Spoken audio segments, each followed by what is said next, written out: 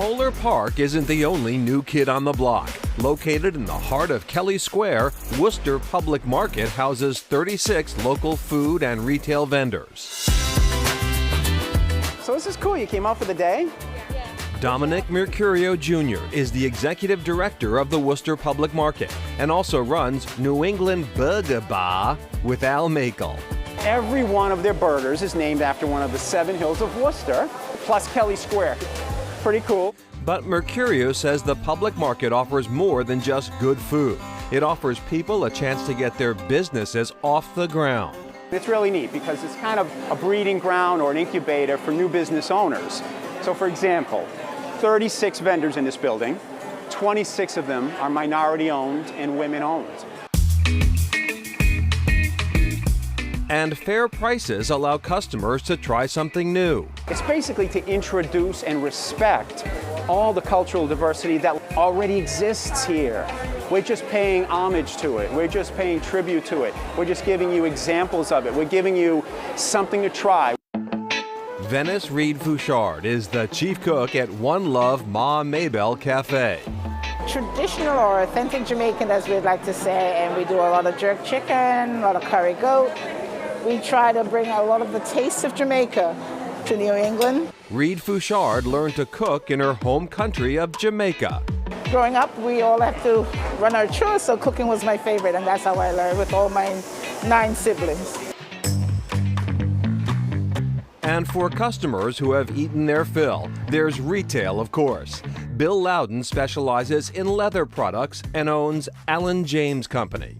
My whole life, people would ask me, Bill, can you make this? Can you do this? And the answer is, yeah, I can make it. While Loudon sells new wallets and belts at the shop, his favorite projects involve family heirlooms. A woman lost her father. That's her father's jacket. And she came to me with an idea of making 2 small bags out of it. And I can't wait. I'm going to cut up somebody's beloved garment and turning it into something that they can use. Passion for one's work is felt throughout the Canal District. I cook since probably 40 years. I always say when it's a passion, you don't consider it as work anymore.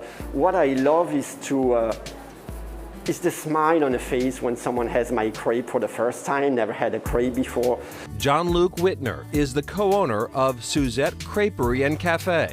A crepe, for those who don't know what it is, it's a very thin pancake, very large, that we fill, savory or sweet, and then we fold it and you can enjoy it. The creperie is located in the building that until 2019 housed the century-old Weintraub's Deli.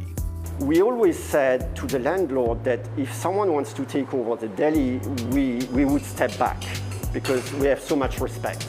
But it didn't happen. Whitner focused on preserving the building's historic features and crafting mouth-watering crepes. We have sweets, we have savories. We also introduced something that is technically very challenging for me as a cook, the vegan and gluten-free options. Whitner came to the U.S. 10 years ago. He called Boston home for a while, but ultimately ended up in Worcester. He says he's increasingly impressed with the restaurant scene. It's totally changing. It's becoming a food destination. Over in the Greendale neighborhood, Worcester native Chris Simpson hopes the city will also become a wine destination. Everything that's occurring with Worcester right now, it just seemed like it was the perfect time to be able to bring a product and a concept like this to the city. Simpson is the co-founder of Sail to Trail Wine Works, located in the old Higgins Armory building. No, there aren't acres of vineyards in downtown Worcester. I'm what's called a negociant winery, which is basically a vineyardless winery. So what we do is we work with vineyards and winemakers out on the West Coast to develop our products. By the time they arrive here, they're a finished good. Sail to Trail has 6 wines to choose from. Simpson says they offer full bottles, wine by the glass, or wine flights. I feel like on a night like tonight, I'm making my living by hanging out with cool people. So this is absolutely the best part of business.